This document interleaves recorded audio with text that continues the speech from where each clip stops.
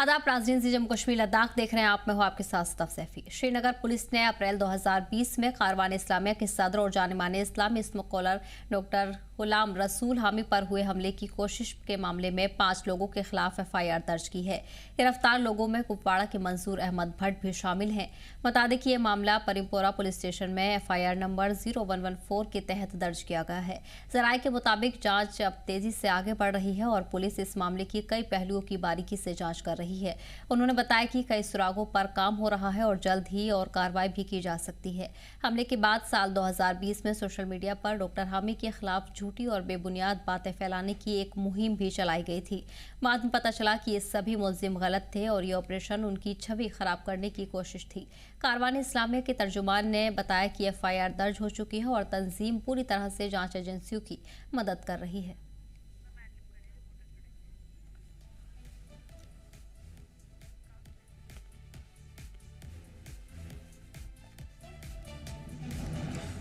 इस बीच आपको बता दें कि डॉक्टर हामी हमला केस में 5 मुलजिम पर FIR दर्ज की गई है। फिलहाल मामले की तहकीकात लगातार जारी है।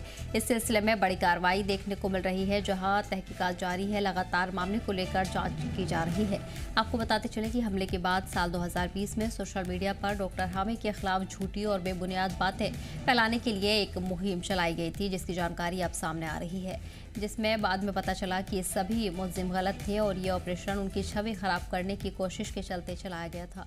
वहीं कारवान इस्लामिया के तर्जुमान ने भी बताया कि FIR दर्ज हो चुकी है और तंजीम पूरी तरह से जांच एजेंसियों की मदद कर रही है।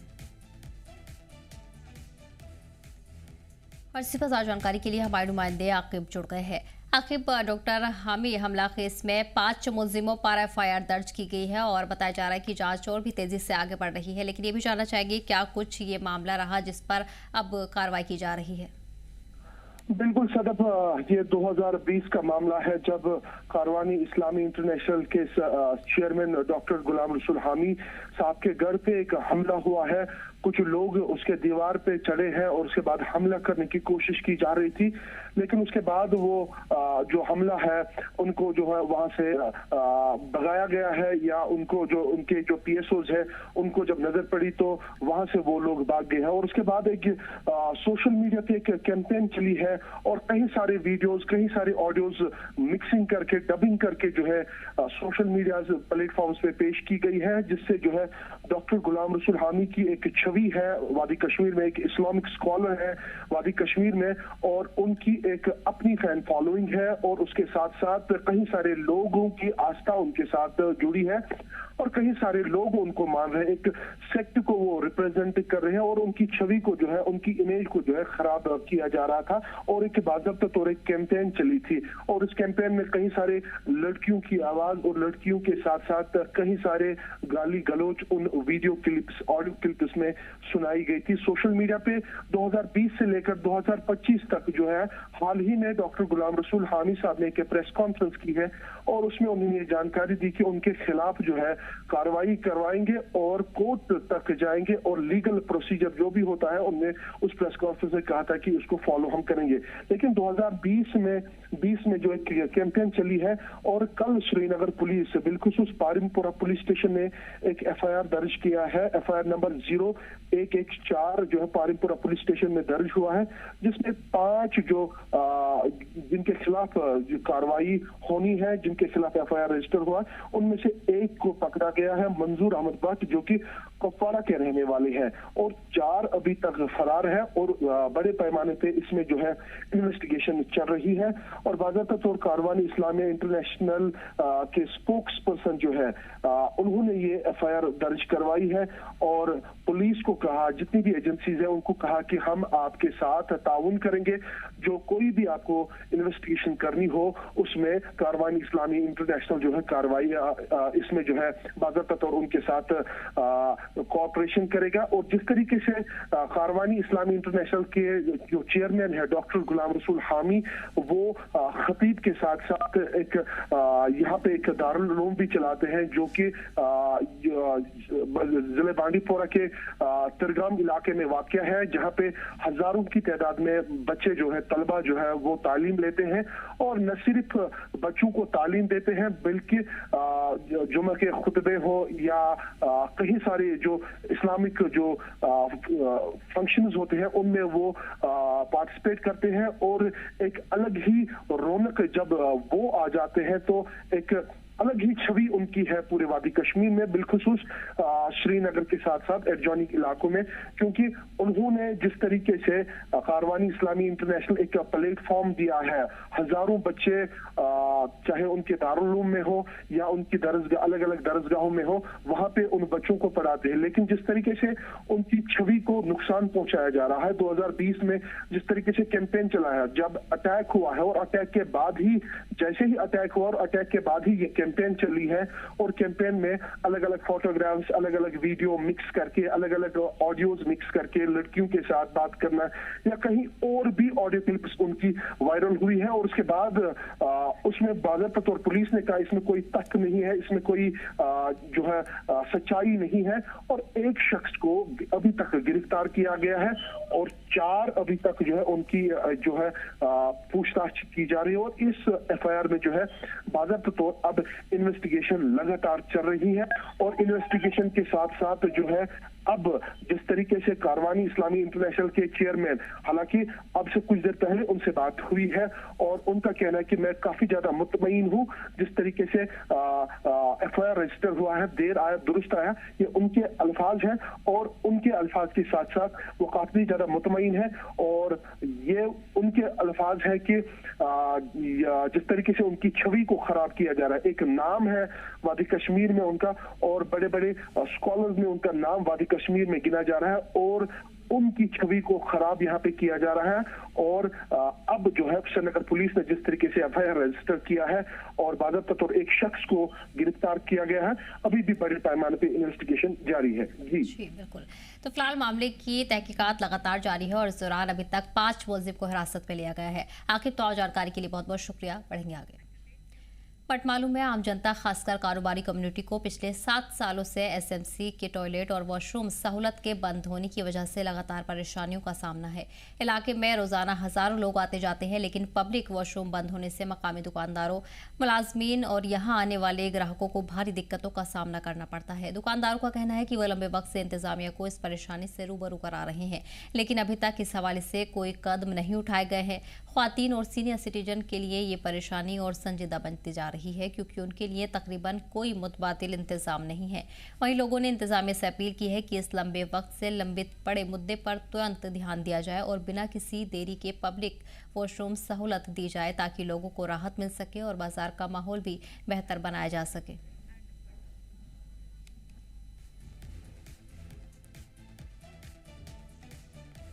बीच आपको बता दें कि बटमालू में पब्लिक वॉशरूम को लेकर परेशानी लगातार बढ़ती जा रही है, जहां दुकानदारों और मकामी लोगों की तरफ से नाराजगी जाहिर की गई है और इंतजामिया से भी इस मामले में मदाखलत की अपील की गई है। जल्द से जल्द वॉशरूम की सहूलत देने की मांग की जा रही है, जिससे इलाके के लोगों को राहत मिल सके। इसके अलावा बाजार का माहौल भी बेहतर बनाया जा सकता है। इसी पर खास जानकारी के लिए हमारे नुमाइंदे मीर उमर जुड़ गए हैं। मीर, बटमालू में नाराजगी लोगों ने जाहिर की है और बड़ी तादाद में नाराजगी उनकी तरफ से जाहिर की जा रही है। लंबा वक्त हो चुका है, लेकिन वॉशरूम की सहूलत तब तक नहीं है। इस पर क्या रुख इंतजामिया का देखने को मिल रहा है? क्या कोई अफसरान वहां पर पहुंचा है जायजा लेने के लिए, या इसका तामीराती काम जल्द शुरू हो सकता है? देखिए, बिल्कुल, अगर आप बटमालू स्टैंड की बात करें तो इसमें हजारों की तादाद में, इनफैक्ट लाखों की तादाद में जो है लोगों की आमद-रफ्त रहती है, क्योंकि ना सिर्फ ये बाजार है बल्कि यहाँ इस एरिया में जो तिजारत का जो सिलसिला है लंबे समय से चल रहा है और कश्मीर में मशहूर और मारूफ ये बिजनेस हब है, अगर हम श्रीनगर डिस्ट्रिक्ट की बात करें। और इसी ज़िम्न में वहाँ पे कामकाज के हवाले से अक्सर जो लोगों की जो आमदरफ्त है वो बड़े पैमाने पे देखने को मिलती है। और श्रीनगर म्युनिसिपल कॉर्पोरेशन की तरफ से भी अलग अलग लोकेशंस पे इस तरह की पब्लिक फैसिलिटीज़ को जो है बनाया गया है। इनफैक्ट स्मार्ट सिटी में भी ये एक कंसर्न रखा गया है कि मुख्तलिफ मकामात पे जो है जहाँ पे पब्लिक की मूवमेंट ज़्यादा होती है वहाँ पे पब्लिक टॉयलेट्स को जो है लगाया जाना चाहिए, उनकी तामीरात की जानी चाहिए। लेकिन जिस तरह से हम इस बटमालू बस स्टैंड के मार्केट के एसएमसी इन टॉयलेट्स की बात कर रहे हैं, तो बताया जा रहा है कि ये 7 साल से अभी बंद है। हालांकि इसकी वजूहात क्या रही हैं वो अभी तक जो है पूरी तरह से मुकम्मल तौर पर जो है कंफर्म नहीं हुई है। चाहे हम इंतजामिया की बात करें या ऑफिशियल्स की बात करें, अभी इसके बारे में कोई ऑफिशियल कंफर्मेशन नहीं मिली है कि रीजन क्या है इसके पीछे इन टॉयलेट्स को बंद करने का। लेकिन ये जरूर माना जा रहा है कि जो लोग वहां पे आते हैं, जो वहां पे तिजारत करते हैं या जो खरीदो फरोख्त के लिए आते हैं या जिनका कामकाज वहां पे है, इनफैक्ट अगर हम देखें तो वहां पे गाड़ियां भी हैं और वहां पे पैसेंजर्स का जो आमदरफ्त जो है वो भी बड़े पैमाने पे देखने को मिलता है। अक्रॉस डिस्ट्रिक्ट्स की गाड़ियां जो है इस पर्टिकुलर एरिया में हमें रुकती हुई नजर आती हैं। तो इस वजह से एक लार्जर एक पॉपुलेशन जो है लोगों की वो इससे मुतासिर है, क्योंकि इस पर्टिकुलर एरिया में अगर हम देखें तो इसके मुतबादिल इंतजाम जो है इस एरिया में बड़े पैमाने पे नहीं देखने को मिलते हैं। इनफैक्ट लोग काफी ज्यादा इस बात से अक्सर परेशान रहते हैं और अलग अलग रीजंस रहते हैं जिसको लेकर जो है पब्लिक वॉशरूम्स को इस्तेमाल करने की जरूरत अक्सर इंसान को पड़ती है।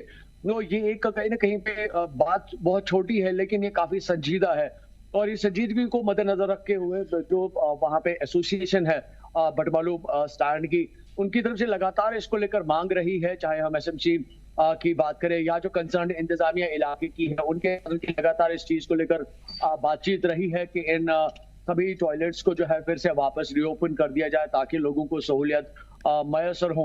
लेकिन अभी तक जो है इसके हवाले से कोई हिकमत अमली या कोई कार्रवाई जो है कोई पेशरफ्त बेसिकली देखने को नहीं मिल रही है, जिसकी वजह से ना सिर्फ वहां पे आने वाले लोग जो मार्केट में आते हैं अलग अलग रीजंस की वजह से ना सिर्फ वो मुतासिर हैं, बल्कि जो इस पर्टिकुलर एरिया में काम करते हैं जिनको वॉशरूम्स की जरूरत पड़ती है वो भी इस सहूलियत से महरूम हैं और लगातार इस बात को लेकर गवर्नमेंट या कंसर्न डिपार्टमेंट को अपील कर रहे हैं कि इन सभी टॉयलेट्स को जो है फिर से वापस ओपन किया जाए। हालांकि अगर इन टॉयलेट्स की एस्टैब्लिशमेंट देखें तो ये एसएमसी बिल्डिंग में मौजूद है और इसका प्रोसेस भी लंबे समय से इस बिल्डिंग के कंस्ट्रक्शन के हवाले से अगर हम देखें तो लंबे समय से चल रहा है, लेकिन अभी ये फुली जो ऑपरेशनल या फंक्शनल जो है वो हमें देखने को नहीं मिल रही है।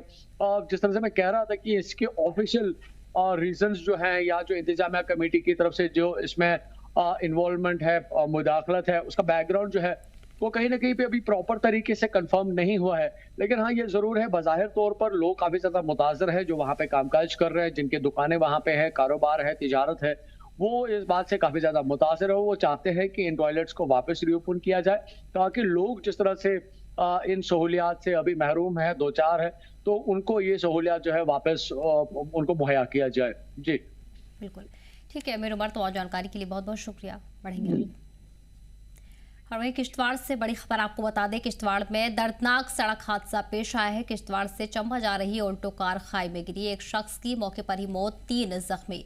ड्राइवर की पहचान अभी तक नहीं हो पाई है। पुलिस ने जख्मियों को अस्पताल पहुंचा दिया है। मामले की जांच पुलिस के जरिए शुरू कर दी गई है। इस मामले को लेकर तहकीकात की जा रही है। बड़ी खबर किश्तवाड़ से आपको बता रहे हैं, जहां किश्तवाड़ में आज सुबह ये दर्दनाक हादसा पेश आया है।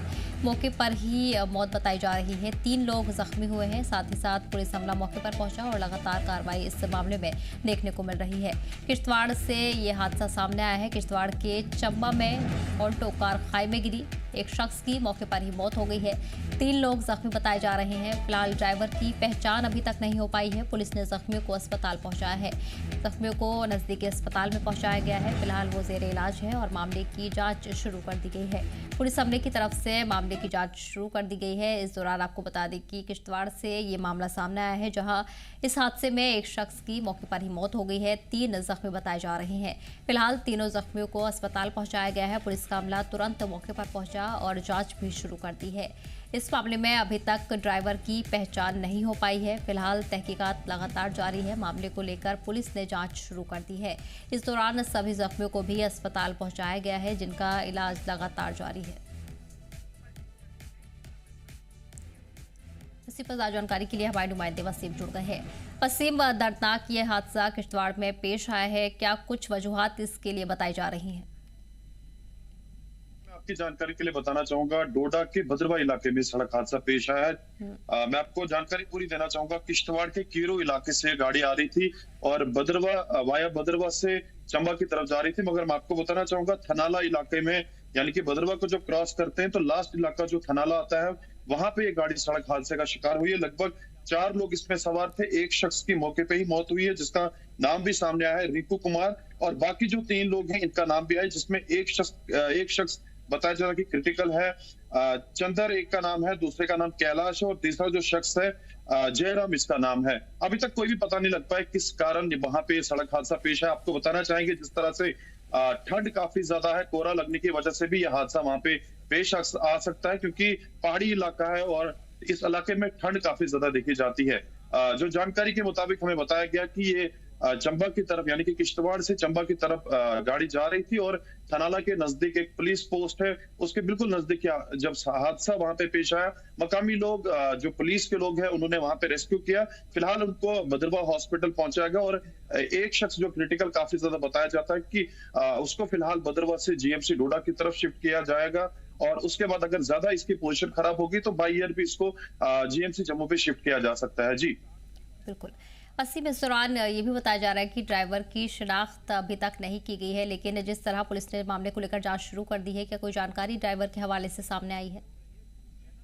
देखिए, मैं बताना चाहूंगा, जब ये हादसा सुबह पेश आया, एसएचओ भद्रवा से हमारी बात हुई, उन्होंने कहा कि बड़े पैमाने पे इन्वेस्टिगेशन जो है वो स्टार्ट कर दी गई है, क्योंकि वहां पे रेस्क्यू करना काफी ज्यादा जो है टफ देखने को मिल रहा था। सारे लोग जुड़े हुए थे और बड़ी एक खाई में जो ये गाड़ी चली गई है। उन्होंने कहा कि कुछ टाइम के बाद ही हम इसकी इत्तला देंगे कि कौन शख्स का जो है वो ड्राइवर था और खास करके ये गाड़ी कहां से कहां की तरफ जा रही थी। हालांकि अभी तक प्रॉपर तरीके से इन लोगों की शिनाख्त भी नहीं की गई है, मगर जरूर हमें कुछ मकामी लोगों से इंफॉर्मेशन जब मिली कि इन लोगों के नाम इस तरह के हैं, जिस तरह से एक शख्स की वहां पे मौके पे ही मौत भी हुई है, तो जरूर हम कोशिश करेंगे जो कंसर्न डिपार्टमेंट है या हायर अथॉरिटीज है उनसे जानकारी लेने की किस कारण ये सड़क हादसा वहां पे पेश आया। जी वसीम, इसी के साथ ये भी जानना चाहेंगे, क्या कोई उम्मीद, जिस तरह मकामी लोग मौके पर मौजूद हैं, ऐसी कोई उम्मीद जताई जा रही है कि गाड़ी में सयाह मौजूद हो सकते हैं या फिर मकामी होने की उम्मीद है?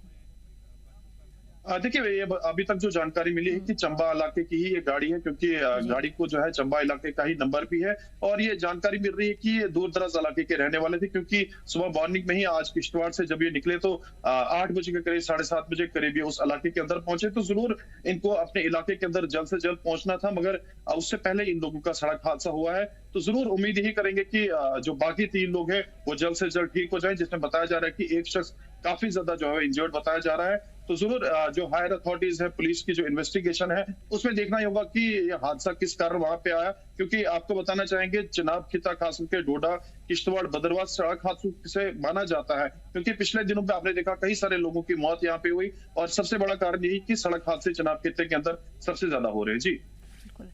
तो फिलहाल मामले को लेकर अभी जांच का सिलसिला जारी है और इसके बाद ही तमाम जानकारी सामने आएगी, लेकिन इस हादसे में एक शख्स की मौके पर ही मौत हो गई है। वसीम, तमाम जानकारी के लिए बहुत बहुत शुक्रिया। बढ़ेंगे आगे। कुलगाम जिले के गुज्जर बस्ती रायवटन अंसूर के लोगों ने डिप्टी कमिश्नर और एजुकेशन मिनिस्टर से अपील की है कि इलाके में स्थित एक सरकारी स्कूल को दोबारा चालू किया जाए। लोगों ने बताया कि ये स्कूल 2002 से कायम किया गया था, लेकिन अचानक इसे किसी वजह के बिना गवर्नमेंट मिडिल स्कूल असनूर में मिला दिया गया। तकरीबन 250 परिवारों के लोगों का कहना है कि स्कूल के बंद होने से उनके बच्चों की पढ़ाई मुतासिर हो रही है। मकामी स्टूडेंट्स को अब रोजाना 3 किलोमीटर से ज़्यादा चलकर असनूर स्कूल जाना पड़ता है, जिससे कई बच्चे अक्सर स्कूल नहीं जा पाते और कुछ बीच में ही पढ़ाई छोड़ देते हैं।